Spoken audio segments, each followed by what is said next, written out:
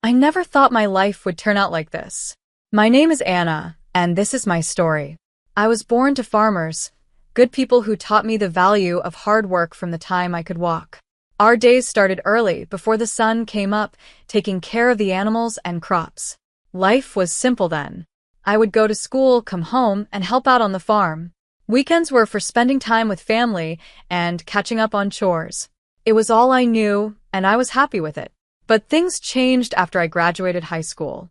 My parents, bless them, wanted more for me than a life on the farm. One evening at dinner, my dad said, "Anna, we've been talking. Your mom and I think you should go to college." And just like that, my world got bigger. I packed my bags and moved to the city, a place so different from what I was used to that it felt like another world. College was an experience. The classes were interesting, but it was the people that really opened my eyes. Students came from all kinds of backgrounds, with dreams and plans I had never imagined. Then I met Scott in my third year. He was charming, confident, and so different from the farm boys back home. Scott seemed to know exactly what he wanted from life. "Life's too short to spend it working all the time," he'd say, lying on the grass outside the library. "We should enjoy it while we're young." I was hooked. He made life seem like an adventure, not just a list of chores. We started dating, and before I knew it, we were talking about getting married. When I told my parents, they were cautious. They wanted to meet Scott and get to know the man who had won my heart. After Scott's first visit to the farm, my dad said, "He seems nice enough, but there's something I can't put my finger on. Just be careful, Anna." I brushed off his concerns. What did my old-fashioned dad know about love? Scott was perfect, and our life was going to be perfect too. My parents, being the kind people they are, paid for our wedding and even bought us an apartment in the city. "We want you to have a good start," my mom said, her eyes misty. "Thanks, Mom and Dad," I said, hugging them tightly. "I promise I'll make you proud." As Scott and I stood at the altar, exchanging vows and rings, I thought my life was all set. I had a husband who I thought loved me, a good job in the city, and a bright future ahead. The first couple of years of our marriage seemed fine to me. Scott and I both worked in the city, and we settled into a routine. But looking back, I can see the signs that things weren't as perfect as I thought. "Do we really have to go to your parents' farm this weekend?" Scott would complain every time I suggested a visit. "It smells like manure, and your dad always wants me to help with something." I'd sigh and try to explain, "They're my family, Scott, and they've done so much for us." He'd grumble, "Fine, but I'm not shoveling any cow poop." I brushed it off, thinking he was just a city boy not used to farm life. I grew up with those smells and chores. But now I wonder if that was a red flag. 3 years into our marriage, I got pregnant. I was over the moon, and my parents were thrilled. "A grandchild," my mom squealed over the phone. "Oh, Anna, we're so happy for you." Scott, on the other hand, wasn't as excited. "A kid already? I guess that's okay." I figured he was just nervous and that he'd warm up to the idea of being a dad. My parents, as always, were incredibly supportive. They bought us a car and even paid for our vacations. I was so grateful, but Scott seemed to take it all for granted. "Of course they're helping us," he'd say. "That's what parents are supposed to do." When our son Peter was born, I fell in love with him instantly. But Scott struggled. He tried, but fatherhood didn't come easily to him. "Can't you keep that kid quiet?" he'd complain when Peter cried at night. "Some of us have to work in the morning." I held back my frustration, telling myself we were both just getting used to being parents. Life went on, and we visited the farm when we could, though Scott became more reluctant with each trip. "Your dad wants me to help fix the tractor again," he'd groan. "I'm not a mechanic." I'd watch my dad and Scott working together, my dad patiently showing him how to fix things while Scott fumbled with the tools, looking annoyed.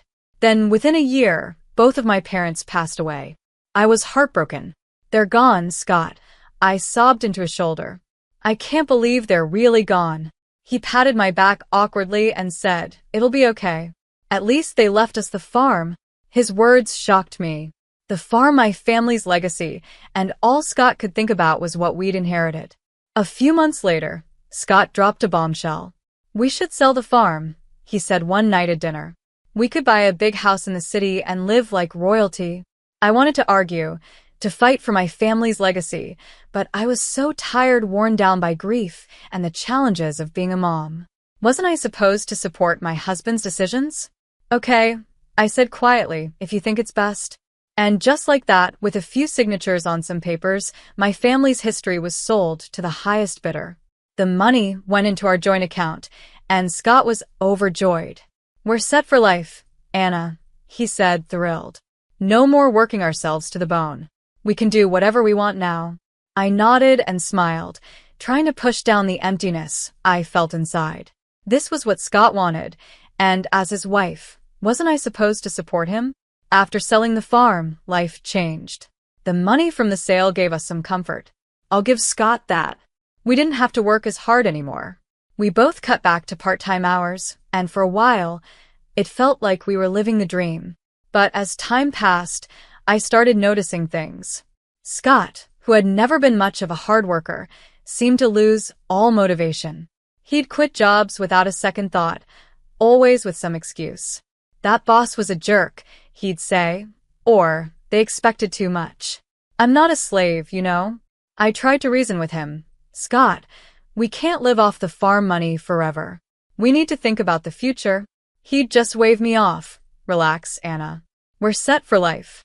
Why work ourselves to death? Meanwhile, our son Peter was growing up quickly. He finished high school, then college, and soon he was working and living on his own. I was so proud of him, but I missed having him around. One day, I was reading the newspaper when a name jumped out at me. It was an article about a successful concrete plant owned by Scott's Uncle John. Scott. I called out, "Did you see this article about your Uncle John?" Scott's face darkened. "I don't want to hear about that old tyrant," he snapped. I knew the story, at least Scott's version of it. His parents had died when he was young, leaving him in the care of his uncle. Scott always said John had been controlling, trying to force him into the family business. He never listened to what I wanted, Scott had told me years ago. It was always about what he thought was best, so I left and started my own life. Looking at Scott now, lounging in his robe at 1 p.m, I couldn't help but wonder if there was more to the story. Maybe it's time to make peace, I suggested gently. It's been years, Scott. People change. Scott's reaction was instant and explosive. Make peace with that control freak? No way. Drop it, Anna. I let it go, but the whole thing left me feeling uneasy. There was so much anger, so much resentment in Scott's words. It made me wonder what else he was holding on to, what other parts of himself he was keeping hidden. One quiet Friday afternoon, I overheard Scott on the phone. His voice was short and cold. "I'm not interested in his life, and it doesn't concern me," he said sharply before hanging up. My curiosity got the better of me. "Who was that, honey?" I asked. Scott's face showed no emotion. "Hospital. My uncle's sick. If he dies, maybe I'll finally get something out of him." I was shocked. "Scott, that's a horrible thing to say." "He raised you?" "Yeah, and he made my life hell," Scott snapped. "I'm not going to see him. End of story." He picked up the remote and settled back into his chair. Something broke inside me. This wasn't the man I had married. This wasn't the person I thought I knew. Without saying a word to Scott, I went to the bedroom and called Peter. "Hey, sweetie," I said when he answered. "How would you feel about meeting your great uncles?" Peter was surprised but agreed quickly. An hour later, we walked into the hospital, my heart racing. The ICU was filled with the sound of beeping machines and soft voices. There, in a bed surrounded by monitors, was Scott's Uncle John. He looked small and weak, nothing like the controlling man Scott had described. When we introduced ourselves, his eyes filled with tears. "Anna, Peter," he said, his voice soft but warm. "I've wanted to meet you for so long." For the next hour, John told us his side of the story. He explained how he had taken Scott in after his parents died and raised him like his own. "I loved that boy," John said, his voice breaking. "I wanted him to have everything, carry on the family business, have a good life. But Scott had other ideas." John went on to explain that Scott didn't want the responsibility. He said he didn't want to work hard like I did, staying up at night worrying about the business. As John spoke, I felt a sinking feeling. His words painted a picture I knew all too well. Scott demanded I sell the business, John said, shaking his head. He wanted me to give him a monthly allowance, an apartment, a car. He said I owed him a carefree life. I glanced at Peter, and I could see the same shock on his face. I told him that's not how life works, John continued. I begged him to stay and learn the business, but he just got angry. He said he'd find a rich wife and never have to work again. I sat in Uncle John's hospital room, and memories from the past 12 years flooded my mind. It was like I was finally seeing the truth. Scott had never kept a job for long. He always worked part-time, called in sick, and took lots of days off. I had always thought it was because he was stressed or just a free spirit, but now I understood. He would always say, "Life is for fun, Anna. Why work so hard?" A sick feeling hit me as I realized that Scott didn't marry me for love. He married me for my family's money, for the easy life he thought I could give him. I was just a way for him to get what he wanted, the rich wife he had promised his uncle he'd find. Tears filled my eyes as the truth sank in. Our life, our marriage, our family, it had all been built on a lie. Uncle John's weak voice pulled me from my thoughts. "I'm so sorry," he said. "I wanted to leave something for you and Peter, but I can't." "It's okay," I said, squeezing his hand. "We don't need anything." "I had plans," John continued, sounding upset. "A new project. It would have changed everything, but I ran out of time." Suddenly, John's face twisted in pain, and the machines around him started beeping urgently. A nurse rushed in. "You need to leave," she said. A few days later, the call came. Uncle John had passed away. When I told Scott, his reaction made my blood run cold. "Finally," he exclaimed, grinning. "Took the old bastard long enough." I stared at him, horrified. "Scott, he was your uncle. He raised you." Scott waved me off. Yeah, so when's the funeral? Do I need to go?" In the end, Scott didn't attend the funeral. Peter and I arranged it ourselves. It was a small, dignified service that I hoped would have made Uncle John proud. While I was mourning a man I had barely known, my husband was at home celebrating, calculating his new wealth. I overheard him on the phone when I got home, saying, "The factory's got to be worth at least $30 million. Can you believe it? I'm rich." I watched Scott strut around the house, bragging about his inheritance, and felt nothing but disgust. This wasn't the man I thought I'd married. He was a stranger in my husband's skin. Then things got even worse. One evening, Scott looked at me with cold eyes and said, "You know, Anna, you're getting kind of old for me. I think it's time for an upgrade." I couldn't believe what I was hearing. "Excuse me?" I asked. He shrugged, not even trying to look guilty. "You heard me. I'm rich now. I can do better." Over the next few weeks, Scott's behavior spiraled out of control. He stayed out late, coming home in the early morning, reeking of alcohol and perfume. More than once, I was left feeling like I had lost everything. I noticed lipstick stains on Scott's collar, and every time I confronted him, he'd brush me off. "Mind your own business," he'd say. "You should be grateful I come home at all." One night, as I lay awake, listening to him stumble in at 4 a.m., I realized something had to change. I couldn't keep living like this. I deserved better, but more importantly, I needed to know the truth about Scott, about the inheritance, and about the life I thought we had built together. One morning, after another night of Scott coming home at dawn, I'd had enough. "Where were you?" I demanded, my voice shaking with anger and hurt. Scott rubbed his bloodshot eyes and narrowed them at me. "None of your damn business, Anna. You should be grateful I even come back at all." I felt like I'd been slapped. "Grateful? Is that what you think our marriage is?" He ignored my question, his eyes calculating. "How much is left from your parents' inheritance? We must have some savings, right?" The sudden change of topic caught me off guard. "What?" "Scott, we've spent it all. The accounts are empty." His face twisted with disgust. "Empty? You've got to be kidding me." He paced the room, muttering to himself, then turned to me, his eyes cold. "Well, I guess that's it then. I'm done here. Done with you." Before I could respond, The front door opened, and Peter walked in, his eyes widening as he saw the tension in the room. Scott's demeanor shifted instantly. He forced a smile and walked over to our son. "Peter, my boy. Just the person I wanted to see. I need you to sign something for me." Scott pulled a document from his pocket and handed it to Peter. "It's just a formality. You're giving up any claim to Uncle John's estate. Since there's no will, it all comes to me anyway." Peter looked confused, glancing at me for guidance. After I gave him a small nod, he signed the paper without hesitation. Scott's grin was triumphant as he grabbed the document back. Then, as if a switch had flipped, he turned to me, his voice cold and flat. "I want a divorce," he said. "I never loved you, Anna. I just put up with you for your parents' money. But now I'm rich. I don't need you anymore." His words hit me like a punch, even though deep down I had suspected this. Hearing it laid out so bluntly was still devastating. "I'm moving to Uncle John's house," Scott continued, already packing a suitcase.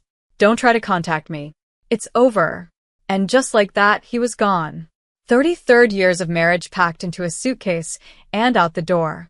I stood there, frozen, trying to make sense of what had just happened. It felt unreal, like a bad dream. I couldn't hold it together any longer. "Mom?" Peter's voice was soft, full of concern. "Mom, are you okay?" I turned to look at my son, my steady rock, and the dam broke. Tears poured down my face as Peter wrapped his arms around me. "It's okay, Mom," he whispered, holding me tight. "We'll get through this. You're strong, and you'll be okay." As I clung to him, sobbing into his shoulder, I couldn't help but be amazed at the man he had become, kind and compassionate, everything his father wasn't. Then I realized something. "You're the best thing he ever did," I whispered to Peter. "The only good thing to come out of this marriage." Peter hugged me even tighter, and in that moment, I knew that no matter what happened, I wasn't alone. I had my son, and together, we'd face whatever came next. The weeks after Scott left were a blur of pain and disbelief. I tried to stay strong, to focus on moving forward, but it wasn't easy. Scott seemed determined to flaunt his new life right in my face. It started with his Facebook posts, pictures of Uncle John's mansion, which was now Scott's home, filled his timeline. I tried to ignore it and focus on healing. Then, the photos changed. A young woman started appearing in them. She was blonde, beautiful, and barely older than Peter. In one photo, Scott had his arm around her, both of them smiling at the camera. The caption made me feel sick. "Meet my fiancée, Joyce. Upgrade complete." The calls started almost immediately.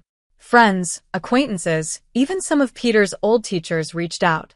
"Anna, dear, is everything okay? We saw Scott's posts. What's going on?" I couldn't take it anymore, the humiliation, the constant reminders of Scott's betrayal. It was all too much. So, I did something I never thought I'd do. I called Scott and asked to meet. After speaking with a lawyer, the day of the meeting arrived. I waited at our old favorite cafe, divorce papers in hand. Scott strolled in with Joyce on his arm. She couldn't have been more than 27, her face covered in makeup, giggling at something Scott whispered in her ear. Well, Scott smirked as he pulled out a chair for Joyce. "If it isn't the old ball and chain." "Joyce, honey, meet Anna, the starter wife." Joyce gave me a pitying look that made my blood boil, but I kept my cool. "I have the divorce papers here," I said, sliding them across the table. "I'm not asking for much, just the house. You can keep everything else." To my surprise, Scott picked up the pen without a word. "Fine, have your little house. I've got bigger and better things now," Scott said as he scribbled his signature on the papers. Then he turned to Joyce, his voice dripping with fake sweetness. "Now I can finally be with someone I truly love, someone worthy of me." I gathered the papers, my hands shaking a little, and walked out of the cafe. Behind me, I could hear Scott's mocking laughter, but I didn't look back. I had what I came for. The next day, I filed for divorce. As I handed the papers to the court clerk, I felt a huge weight lift off my shoulders. For the first time in months, I felt like I could breathe again. Life has a funny way of bringing justice when you least expect it. For me, It came in the form of a newspaper headline: "Local business tycoon's empire crumbles, nephew left with massive debt." It turned out Uncle John had taken out a huge loan just before he passed, hoping to expand his business. He had mentioned something about a new project during our hospital visit, but Peter and I hadn't understood the impact at the time. Now it all made sense. I watched from afar as Scott's new life fell apart. He sold the factory, the mansion, the cars, everything, and he still owed nearly $1 million. The icing on the cake? His young fiancée, Joyce, packed her bags and left as soon as she realized Scott wasn't the rich man she thought he was. I'd be lying if I said I didn't feel a bit of satisfaction. Karma had finally caught up with Scott. Then one rainy evening, there was a knock at my door.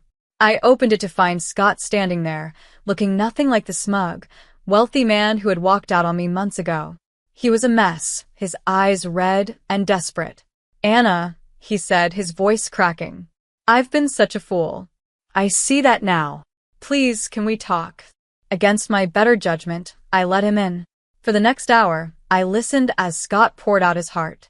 He told me how he had lost everything and realized what really mattered in life. "I was wrong, Anna," he said, his eyes begging. "So wrong.